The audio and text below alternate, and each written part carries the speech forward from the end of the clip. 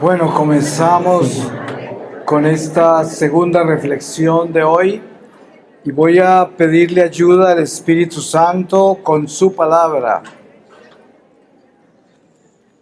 Y les voy a leer a ustedes del Evangelio según San Juan en el capítulo 8 desde el versículo 1. La mujer adúltera. Mas Jesús se fue al monte de los olivos, pero de madrugada se presentó otra vez en el templo y todo el mundo acudía a él. Entonces se sentó y se puso a enseñarles. Los escribas y fariseos le llevan una mujer sorprendida en adulterio. La ponen en medio y le dicen: Maestro, esta mujer ha sido sorprendida en flagrante adulterio. Moisés nos mandó en la ley apedrear a estas mujeres. ¿Tú qué dices? Esto lo decían para tentarle, para tener de qué acusarle. Pero Jesús, inclinándose, se puso a escribir con el dedo en la tierra. Pero como ellos insistían en preguntarle, se incorporó y les dijo: Aquel de vosotros que esté sin pecado, que le arroje la primera piedra. E inclinándose de nuevo, escribía en la tierra. Ellos, al oír estas palabras, se iban retirando uno tras otro, comenzando por los más viejos, y se quedó solo Jesús con la mujer que seguía en medio. Incorporándose Jesús le dijo: Mujer, ¿dónde están? ¿Nadie te ha condenado? Ella respondió: Nadie, Señor. Jesús le dijo: Tampoco yo te condeno. Vete y en adelante no peques más. Palabra de Dios. Pues vamos a hablar de lo que es el dejar el pecado, verdaderamente dejar el pecado. Cada que leemos un pasaje de Jesús en el Evangelio, cuando Él está tratando enfermos, leprosos, paralíticos, ciegos, sordos, y todos los milagros extraordinarios que Él hace, en muchas oportunidades, como en el paralítico de la piscina de Betesda, Él siempre dice, después de haberlo sanado: vete y no peques más, o cosas peores te sucederán. Entonces confirma que la gran mayoría de las consecuencias del pecado pues son culpa nuestra, son algo que nosotros nos acarreamos, que trajimos a nuestra vida. Y sí, Dios nos perdona siempre, como Él le decía a Pedro cuando le preguntó cuántas veces debía de perdonar. Y le dijo 70 veces 7, que es un número infinito en hebreo. Pero a donde vamos es que nosotros tenemos que estar conscientes de que todo pecado tiene una consecuencia. Y esto no puede desaparecer de nosotros, porque es muy fácil que, a pesar de nosotros acudir al sacramento de la confesión con un pecado recurrente, los pecados que atormentan nuestra vida y con los cuales estamos luchando para superar. Y es que, dependiendo de la relación que tiene el corazón con ese pecado, es la consecuencia. Porque solo Dios conoce el corazón del hombre. Hay pecados arraigados en el hombre que vienen de situaciones muy complicadas. Por ejemplo, hay gente que de niños han sido molestados sexualmente y tienen un problema de impureza gravísimo que les nace desde la infancia, desde que eran inocentes. Y la dimensión de esa impureza en esa persona tiene una consecuencia diferente de aquel que se volvió impuro por mirar pornografía, por estar en conversaciones oscuras de la sexualidad y terminó en el vicio de una sexualidad impura. Ese tiene otra relación con la impureza. Eso no quiere decir que el que fue violado cuando niño o molestado sexualmente es inocente de los pecados que comete en el futuro. pero hay dimensiones de pecado y solo el Espíritu Santo las conoce. Lo importante es que nosotros tengamos la conciencia del pecado en que estamos, de dónde están las raíces de ese pecado, porque para poder cortar con el pecado hay que ir a la raíz. San Juan Bautista decía: el hacha está puesta sobre la raíz, arrepentíos, confesad los pecados. Pero esa imagen del hacha puesta sobre la raíz es precisamente la misma imagen de la que yo les hablaba, de Jesús hablando de si este ojo te hace pecar. Está hablando de cortar de raíz el pecado. Es la única forma. Ahora, cuando hay en el pecado condiciones traumáticas como las que mencionaba, y así hay otras muchas, porque por ejemplo hay hogares disfuncionales donde el padre ha sido un alcohólico que llega a casa y golpea a toda la familia, o incluso hace cosas horribles moralmente, o sea, inmorales, y los niños crecen con todo este tipo de problemas de todo estilo, de violencia, de impureza, de miedos, y las heridas son muy grandes. Y esto produce también en el hombre más adelante conductas que están en contra de Dios y son consecuencias de hogares disfuncionales. Sabemos que esta sociedad produce mucho crimen, las sociedades de hoy producen mucho crimen. Unos son por el materialismo, que produce una avaricia en el hombre,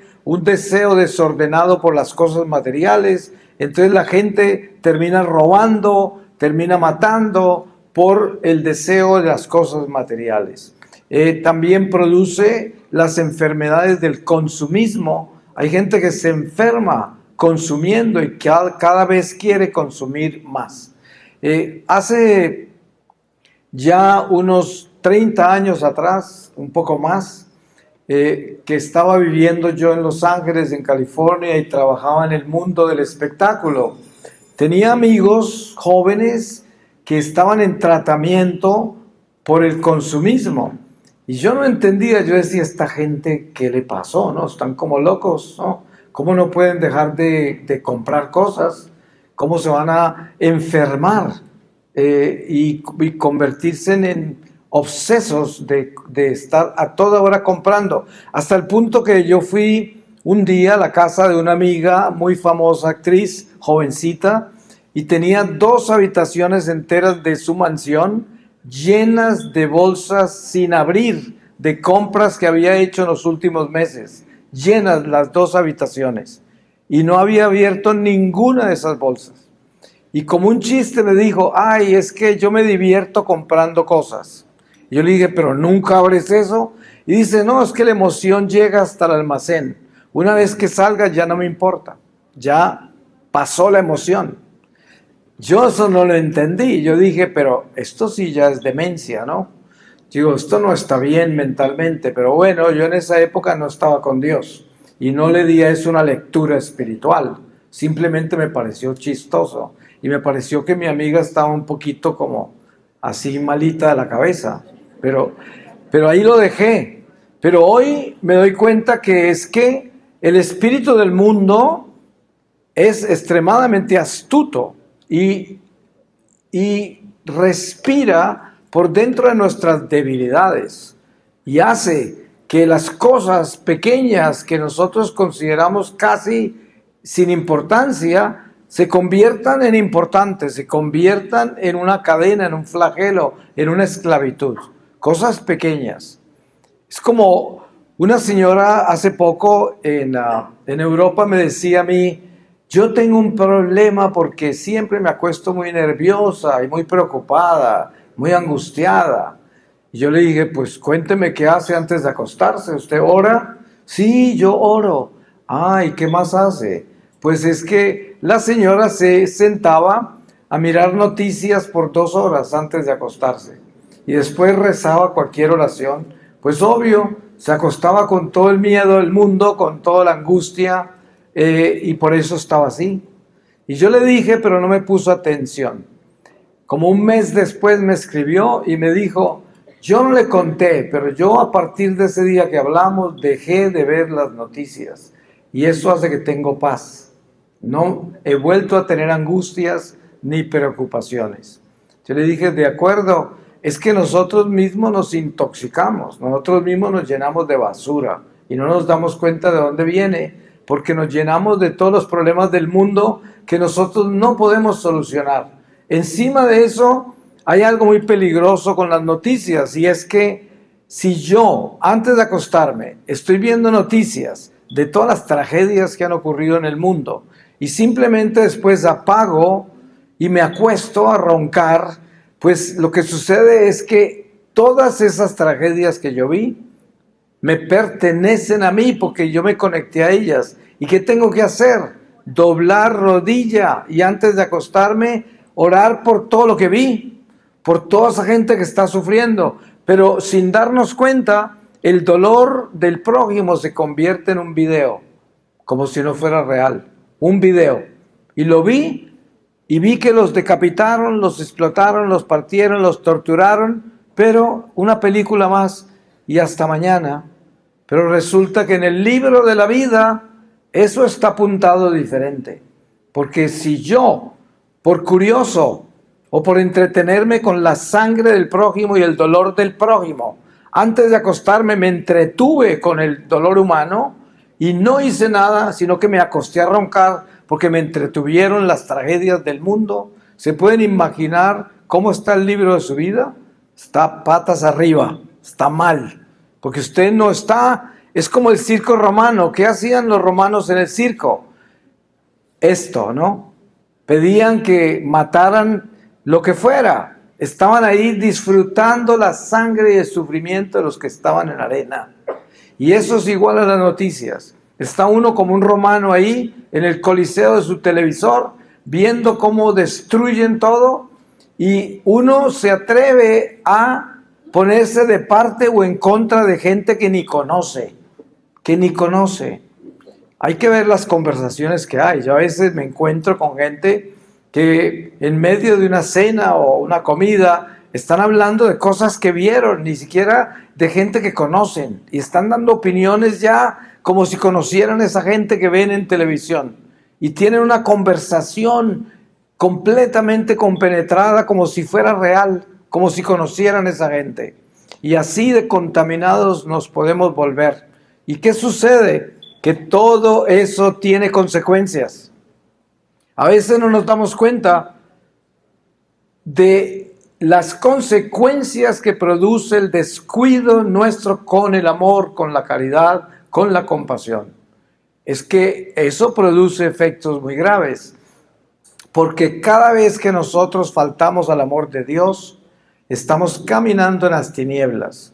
Si ustedes quieren saber de qué está hecho el purgatorio está hecho de todos los actos de desamor de esta vida terrenal. Cada paso que dimos sin el amor de Dios queda vacío del amor de Dios.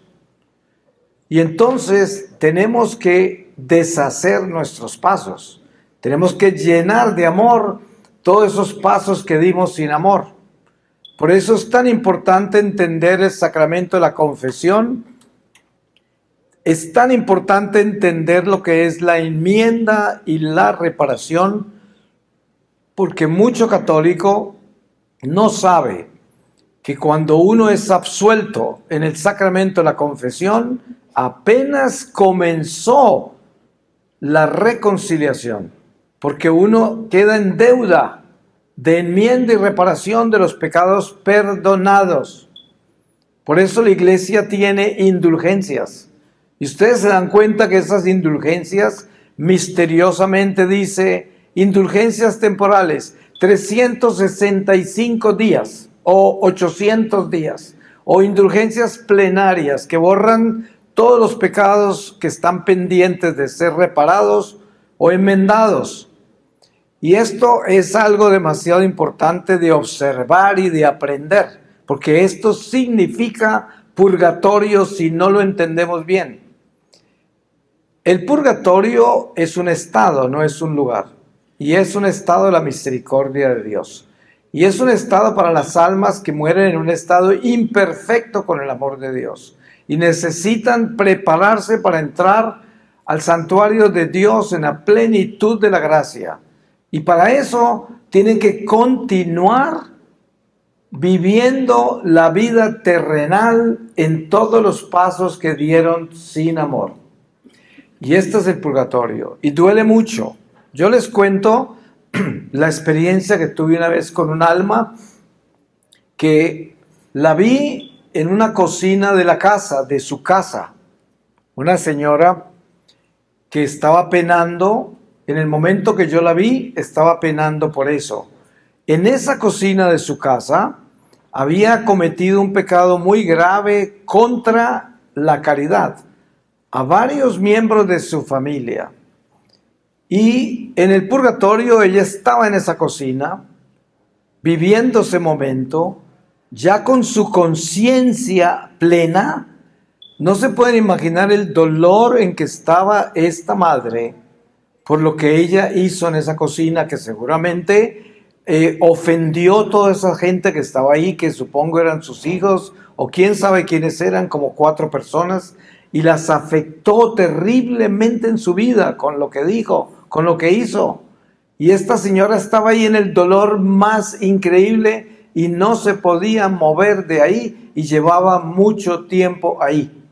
El Señor me la mostró y claro, la razón por la cual Dios permite esas cosas es para que uno interceda.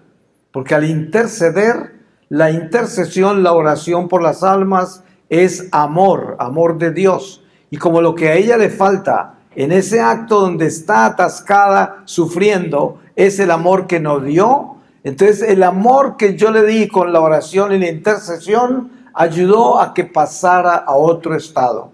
La empujé a otro estado y salió de eso, pero entró en otro, porque continuó, estaba purgando todo lo que tenía pendiente. Entonces el purgatorio es un estado donde se resuelven todos los asuntos que no se resolvieron en la vida terrenal. Y como es plenitud de conciencia, el dolor es muy grande. Yo creo que ustedes seguramente han tenido alguna vez una experiencia en la cual se han atrevido a adentrarse en el dolor y la culpa de algo malo que hicieron. Y uno se va entrando en eso, como que va concientizándose de lo malo que fue lo que hizo. Pero llega un momento en que para y se devuelve y no se va del todo hasta adentro. Y por lo tanto le queda faltando ese dolor, porque precisamente la gracia más grande que nosotros debemos pedirle a Dios cuando nos vamos a confesar es el dolor del pecado. Porque si nosotros no aprendemos a vivir el dolor del pecado del que nos arrepentimos durante esta vida terrenal, lo tendremos que vivir en la otra. Entonces, es una gracia de Dios que nos dé ahora el dolor del pecado. Cuando usted se arrepienta de algo malo que hizo, pídale a Dios de rodillas que le deje sentir el dolor de ese mal, el dolor de esa ofensa a Dios y el daño al prójimo, el daño a su alma. Todo eso debe ser un dolor que debe consumarse en esta vida terrenal.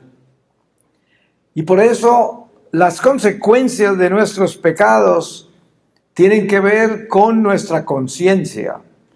Y para concientizarnos realmente del pecado, tenemos que concientizarnos del amor.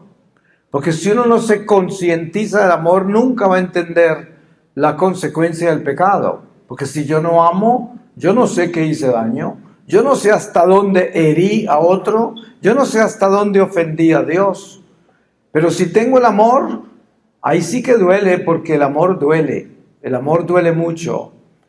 Miren a Jesús en la cruz, ese es el amor, el divino amor, en un dolor inmenso, clavado por el odio, por la venganza, por la desobediencia, por el mal, y sin embargo amando y pidiendo perdón por los que lo clavaron en esa cruz. Ese es el llamado que Cristo nos hace a todos nosotros. ¿Cuántas veces estamos desesperados por problemas que tenemos de algo que nos sucedió en la vida y no lo queremos aceptar y en cierta forma estamos cuestionando a Dios y estamos perdiendo fe, estamos dudando por situaciones de nuestra vida y nos olvidamos que el divino amor que nos ha salvado, que nos ha llamado a la redención, muere en medio del dolor más espantoso y perdonando. Y esto, claro, uno diría, pues claro, si es Dios, Él puede hacer eso. Pero yo como ser humano, ¿cómo voy a poder hacer eso? Soy incapaz de perdonar en ese nivel. Lo que sucede, como decía yo en la reflexión pasada, lo que sucede es que nosotros solos no podemos hacerlo. Pero lo que sí podemos hacer es que nuestra voluntad humana puede confesarle a Dios la necesidad tan grande que hay en nuestro corazón de aprender a perdonar, a arrepentirnos, a sentir el dolor del pecado, pero que sin Él, sin que Él nos dé la gracia, no somos capaces. Porque tenemos miedo al dolor, tenemos miedo a sufrir, tenemos miedo a todo lo que es el sacrificio, porque no, por naturaleza eso no lo aceptamos. Y todo eso viene por la mortalidad. Cuando nosotros nacemos en este mundo y comenzamos a tener el uso de la razón, descubrimos que nacimos para morirnos. Y a partir de ese momento llevamos encima de nosotros una sentencia a muerte que nos acompaña 24 horas al día. Y eso produce dudas, inseguridades, miedos, carencias. Des en cuenta que la manipulación que hay en el mundo cristiano, desafortunadamente también en nuestra iglesia católica, que se ha protestantizado mucho, y es que las sectas cristianas siempre controlan y manipulan a la gente con la sanación, la liberación. Y entonces llenan estadios con eso. Y ahí están llorando y gritando para que todos se sanen, se desaten y están llenos de gente. Y les piden lo que quieran y se los dan a estos predicadores. Y si viene un sacerdote todo carismático, prometiendo liberar, romper cadenas y todo eso, llena estadios. Pero si llega alguien a decir, vamos a reflexionar en los misterios de nuestra fe para que nos santifiquemos todos, no traen ni a la abuela, porque eso no es importante. Lo que es importante es que me sanen el estómago, que me enderecen la pierna torcida que me rompí por estar corriendo a donde no debía, que me quiten esto que tengo y aquello que tengo. Y es buscando esa sanación, buscando esa liberación.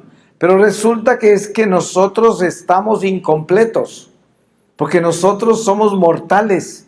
Y el solo hecho de la mortalidad me da a mí un sentimiento existencial de que algo me falta.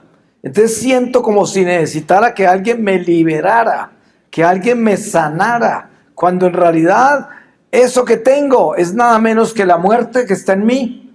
Y me hace sentir como que ya me voy a morir, como que ya todo se va a acabar. Pues claro que sí, es que se está muriendo y todo se va a acabar, es verdad. Pero eso no lo puede evitar uno y de eso nadie lo puede sanar, nadie lo puede sanar. Y por eso explotan al pueblo de Dios. Porque como saben que el pueblo de Dios le falta algo, entonces la gente llega y dice, ay, tiene razón ese predicador, es que yo sentía que algo me faltaba. Claro, pues ahí viene el engaño, ahí viene la trampa. Y claro, nosotros sabemos que hay sanación y hay liberación cuando proclamamos y alabamos a Dios. Pasan cosas maravillosas. Todos nosotros lo hemos visto, eso es verdad. No podemos demonizar acá la alabanza, ni la oración, ni la sanación y los milagros que ocurren cuando el pueblo de Dios se reúne y lo alaba. Hay sanación, hay liberación. Pero yo estoy hablando es de la explotación del pueblo. Cuando vienen a prometerle cosas y el pueblo viene engañado pensando que ya le van a solucionar esa carencia, ese vacío, ese miedo, ese algo que me falta. Pero resulta que ese miedo, ese vacío, ese algo que me falta, es que tengo la muerte en mis huesos. Eso es lo que sucede. Pero cuando nosotros nos adentramos más en Dios, cuando nuestra fe crece, cuando nuestro compromiso con Dios es real y nos estamos abandonando en Él, en una conversión sincera, entonces ese vacío existencial de la muerte en nuestros huesos ya no nos domina, ya no lleva la batuta de nuestros pasos, sino que ahora es el Espíritu de Dios el que domina, el Espíritu Santo, que es un espíritu de valentía, es un espíritu de paz, de esperanza, es un espíritu poderoso que no deja que la muerte en mis huesos me sucumba, me lleve, me lleve a un naufragio de mis sentimientos, de todo mi ser, sino que me da fuerza. Y en medio de toda esta mortalidad que hay en mis huesos, de este que miro en el espejo y cada vez está peor, porque cada vez estoy más viejo, ese no me asusta ya, porque yo sé que en mí está el Espíritu de Dios y mi alma está en Él, y yo voy a trascender estos huesos viejos hacia la juventud eterna, hacia la gloria de Dios. Y entonces no tengo miedo, y entonces no me domina la mortalidad, y entonces no me asusto con mis arrugas, y entonces le puedo decir a la gente cuántos años tengo. Ustedes se dan cuenta que el primer complejo de la mortalidad, ¿cuál es? Que ni siquiera quiero contarle a la gente mi edad. Y hay gente que se considera ofendida si se la preguntan, porque van a descubrir que es mortal, que es una persona que se va a morir. ¿Cómo se atreven? Pero cuando yo supero mi mortalidad con el Espíritu Santo, ya puedo gritar mi edad, porque es una lucha muy grande llevar estos huesos por este destierro y llevarlos con Cristo. Llevarlos con la gracia de que yo soy un hijo de la luz y yo no moriré. Yo me transformaré en el último día. Eso es, y yo tengo fe en eso, yo creo en eso y así camino. Camino con un sentido de vida eterna y no como un simple mortal que tiene marcada la muerte en sus huesos y vive lleno de miedo y de dudas y de angustias. Miren toda esta gente que anda por ahí buscando el fin del mundo. Es algo aterrador, la gente que está adicta a eso, buscando ver cuándo. Y a mí me preguntan mucho, por casualidad, ¿a usted el Señor no le mostró cuándo se acaba esto? Yo digo, yo me pongo muy triste con eso, porque yo digo, ¿qué tal que esa sea la preocupación de uno? ¿Cuándo se va a acabar el mundo? ¿A quién le importa eso? Cuando lo que importa es si el Señor me llama hoy, ¿estoy listo? Ese es el verdadero final, el momento en que el Señor me llama. Miren ustedes, si se acaba el mundo en este momento y todos morimos al mismo tiempo, todos los que estamos acá, o se cae este techo encima de nosotros, Dios no lo permita, pero se cae y todos morimos de un golpe, les aseguro que cada uno de nosotros estará completamente solo ante el tribunal del Señor. Ahí no van a estar todos ustedes conmigo, no, van a desaparecer, yo no sé dónde quedarán, pero no van a quedar todos como estamos acá. Cada uno queda en su estado y solito se presenta ante el Señor. Entonces, ¿cuál es la diferencia si el mundo se acaba o si no se acaba? Eso no tiene sentido. Lo que tiene sentido es quién soy yo hoy, de qué estoy hecho, en qué ando. Eso es lo más importante. Por eso el pecado y sus consecuencias es lo que rige nuestro caminar. Por eso Jesús advierte, vete y no peques más o cosas peores te pasarán. Y esto no se puede olvidar porque es lo que el Señor nos está advirtiendo. Y es verdad, porque todos nosotros hemos visto esas consecuencias de nuestra vida, de que pecados que son recurrentes en nuestra vida, regresan a hacernos más daño cuando caemos en ellos otra vez. Y cada vez se vuelven peores. Y por eso tenemos que ser valientes para superar estos pecados, atrevernos. Es que podemos, es que sí podemos. Es que no hay ningún pecado que sea más grande que nosotros. No existe, porque la gracia de Dios es inmensa y para Dios no hay imposibles. Pero Dios necesita de nosotros para nuestra salvación, porque sabemos que es nuestra voluntad la que tiene que unirse a la voluntad de Dios. Dios no nos obliga, Dios nos invita a darnos lo mejor, sin obligarnos. El único que obliga es el demonio, pero nosotros debemos tener este conocimiento del amor de Dios, en el cual Él, que es puro, perfecto, siempre nos pregunta, ¿qué quieres? Ustedes se dan cuenta que en la vida pública de Jesús hay mucho pasaje en el cual el Señor se encuentra con toda clase de personas, leprosos, paralíticos, ciegos, sordos, mudos, y siempre les pregunta, ¿qué quieres?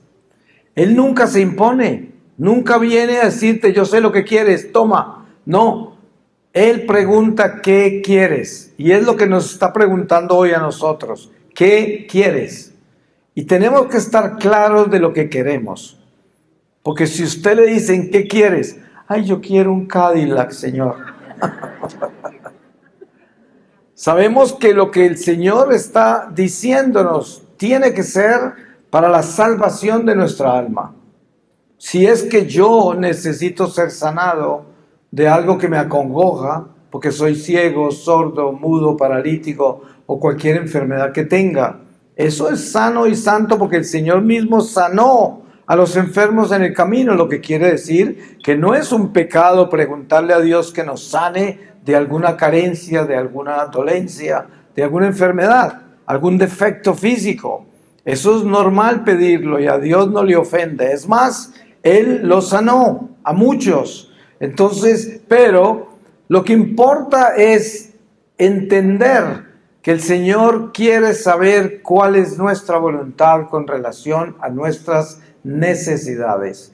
Y estas necesidades, ¿qué dimensión tienen? Si son simplemente para ganancia temporal o si son algo que nos inclina a la vida eterna. Eso es importante, tener eso claro. Y en esa forma caminamos con Dios en una forma muy clara y muy importante. Miren ustedes la soledad tan grande que produce esa angustia de no tener paz en el corazón, de no tener gozo. Yo conozco mucha gente que es muy religiosa, de misa diaria, de toda clase de devociones, de toda clase de sacrificios, y andan mal, andan tristes, andan inseguros, andan mal. Y yo digo, tanta religión, ¿y dónde está la paz y el gozo? Y no es que la religión sea mala, no es que sea malo estar en oración y en misa diaria y en sacrificios. No, Dios también quiere eso, y eso nos hace mucho bien. Siempre y cuando eso lo estemos haciendo, no solamente por una rezandería y por una religión, sino porque amamos a Dios, porque lo hacemos para glorificarlo a Él, pero no lo hacemos como cumplidores de la ley o pensando que eso es como una superstición, que si yo hago eso, estoy bien, aunque llego a casa y estoy deprimido, estoy confundido, tengo miedo y cualquier situación que pase en mi vida me asusta. Y yo estoy todos los días en el templo y estoy agarrado a 20 rosarios y sin embargo cualquier cosa me asusta, todo me tiene inseguro. Entonces esa religión no es buena, esa religión no sirve de nada, porque lo que nosotros practicamos es una extensión de lo que hay en nuestro corazón. Eso es. Y si lo que hay en nuestro corazón no nos está dando la libertad, la paz, el gozo, la esperanza, algo está mal, algo no está bien. Y tenemos que revisarlo mucho, porque como dice la palabra, holocaustos y sacrificios yo no quiero. Quiero un corazón contrito, un corazón arrepentido, eso es lo que yo quiero. Y ahí es donde debemos tener claridad, porque después de tener un corazón contrito y arrepentido, que venga la religión, que vengan las oraciones, que vengan las devociones en todos los sentidos y dimensiones, pero teniendo un corazón contrito y arrepentido, porque cuando hay un corazón contrito de verdad, hay paz, hay esperanza, hay gozo, porque entonces el Espíritu Santo reina en nuestro corazón. El Espíritu Santo anida en nosotros, porque hemos abierto el corazón a la gracia. Y cuando abrimos el corazón a la gracia, entonces encontramos con que ese Espíritu, que es vida, que es luz, que es fortaleza, que es esperanza, al reinar en nosotros nos llenamos de esa luz, nos llenamos de ella, porque el Señor quiere que estemos llenos de Él siempre, siempre, porque para eso nos creó. Usted se pregunta, ¿qué es un verdadero católico? Un verdadero católico es una vasija de barro que lleva el tesoro, como nos dice San Pablo. Es un instrumento de Dios, instrumento de la luz, es lo que es, de la luz. O sea, nosotros somos ciudadanos de la luz y estamos escogidos, separados, predestinados para llevarle la luz a este mundo de tinieblas, a estas almas que están perdidas en el mundo. Entre esas estaba yo también. Y sin embargo, el Señor tiene un plan con cada uno de nosotros. Y si nosotros sometemos nuestra voluntad a la voluntad del Señor, entonces entendemos lo que Él quiere de nuestra vida. Hay mucha gente buscando la voluntad de Dios por ahí, por todos lados. A veces yo me encuentro personas que veo cada año, cada 2 años, cuando paso de nuevo por los lugares donde están. Y yo les pregunto, ¿y cómo van? ¿Sí? Ahí voy. Pues ya fornico un poco menos, ya robo un poco menos, ya miento un poco menos, ahí voy. Yo digo, sí, ahí va, pero para el infierno se muere así. Porque no es que ahí voy, es que yo tengo que cambiar. Yo no puedo seguir así, pensando que voy bien porque ahí voy. No, ahí voy mal. Y uno tiene que entender que el Señor quiere todo de nosotros. Él no quiere un pedacito. Miren ustedes el ejemplo de San Pedro. San Pedro, un hombre muy valiente y atrevido. Hay personas que creen que San Pedro era cobarde. No, de todo tenía menos de cobarde. ¿Se acuerdan que Jesús viene caminando por las aguas y ellos están muy asustados y en medio de una tormenta? Y Pedro le dice al Señor, si eres tú, haz que yo camine hacia ti. Y el Señor le da la gracia. Y Pedro comienza a caminar hacia Jesús, pero pierde la fe y empieza a hundirse. Y el Señor lo saca. Pero ¿qué le dice? Bravo, Pedrito, caminaste 80 pasos, bravo. No, le dijo, hombre sin fe, hombre de poca fe. No lo felicitó. Y miren, humanamente uno diría, pero ¿cómo? Si Pedro caminó una cantidad de pasos, ¿por qué no lo felicitó? ¿Por qué no le reconoció lo que hizo, que fue sobrenatural? ¿Quién va a caminar sobre el agua? Entonces, la respuesta es, Jesús le dio a Pedro todo lo que necesitaba para llegar hasta él. Y Pedro no alcanzó a llegar hasta él porque perdió la fe en un momento dado. Pero el Señor quiere que le demos todo. ¿Y por qué quiere que le demos todo? Porque ya nos dio todo. Porque Él ya nos dio la gracia. Él ya nos bautizó. Él ya nos mostró la verdad y nos la reveló. No nos falta nada. Lo único que necesitamos hacer es irnos por esa agua, caminar derecho hasta Él y llegaremos donde Él. Pero necesitamos la fe. Necesitamos estar convencidos. Necesitamos no tener miedo. Necesitamos ser valientes. Y eso es lo que necesitamos. Y por eso es importante revisar nuestro corazón para darnos cuenta si verdaderamente tenemos valentía o si nos estamos acobardando y llenando de miedos. Por eso decía, póngale mucho cuidado a las cosas que ustedes hacen para que no se dejen quitar la paz, ni la esperanza, ni se asusten. Miren, lo último que uno quiere hacer en esta vida es asustarse por las cosas que pasan en este mundo. A veces la gente llega y me dice, ¿qué piensas de la economía? Digo, pues no pienso nada porque yo no tengo nada, ¿no? No me preocupa la economía. Dice, antes de conocer a Cristo, la economía era la que más me preocupaba, porque no quería perder nada de lo que tenía. Pero hoy, aunque tuviera, no me preocuparía. Y ahora, ¿y qué piensa de esto de un orden mundial? Digo, ¿saben qué? El orden mundial se formó el día que caímos en el pecado original y esto quedó en manos del diablo.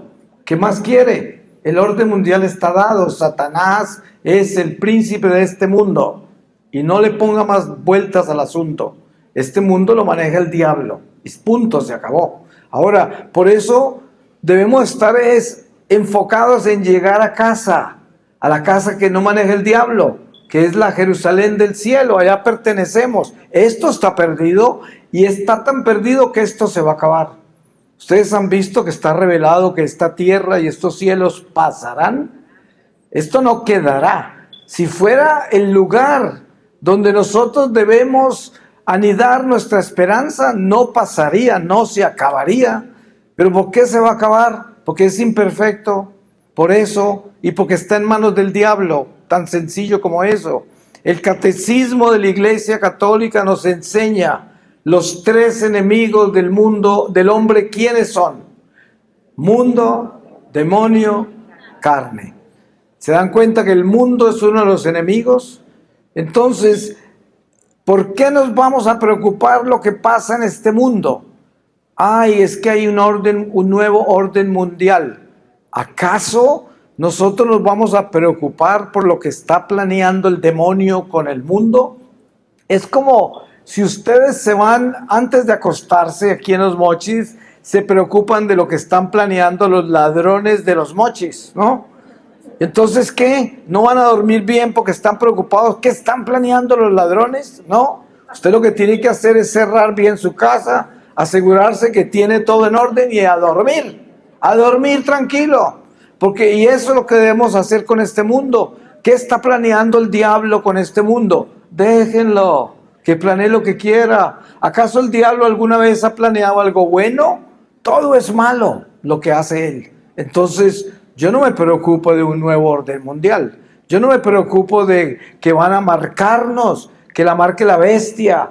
Es cosa de locos y de gente que no tiene oficio, gente que está desocupada. Porque en realidad la preocupación nuestra debe ser nuestra conversión del corazón.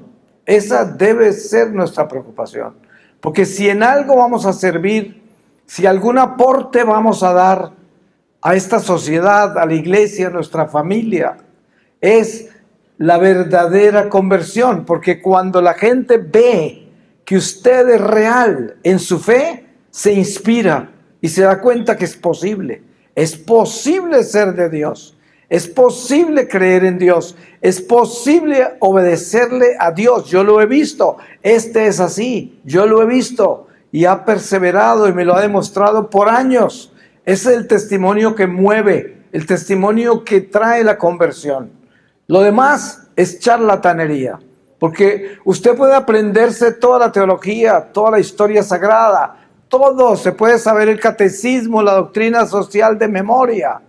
Muchos aprenden eso en el seminario, en la universidad, y los va a ver uno en la vida real y son un desastre, porque no dan testimonio.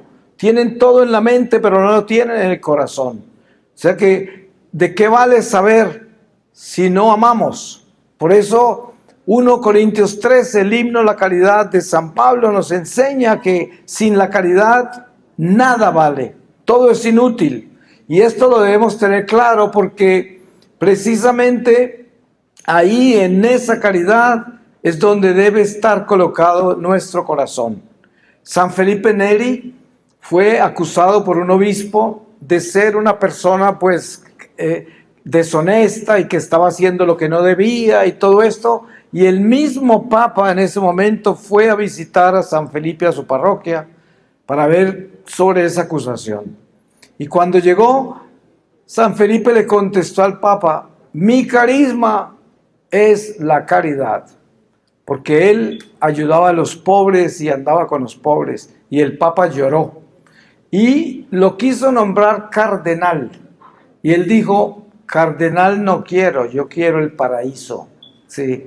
Y este es el santo que inspira lo que es la persecución al cristiano dentro de la misma iglesia.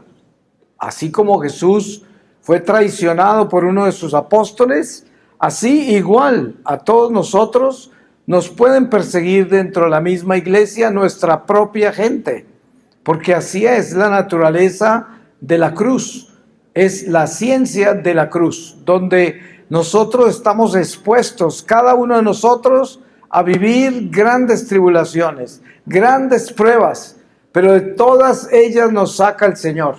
No hay en ninguna que nos deje atascados, a no ser de que llegue el momento de nuestro martirio y nos entregue a los leones. Eso es otra cosa. Cada uno de nosotros terminaremos como Dios quiera, pero lo importante es que entre tanto vivamos nuestra vida en fidelidad a Dios y estemos conscientes que el pecado tiene consecuencias y que escuchemos eso que dice Jesús: vete y no peques más, o cosas peores te sucederán.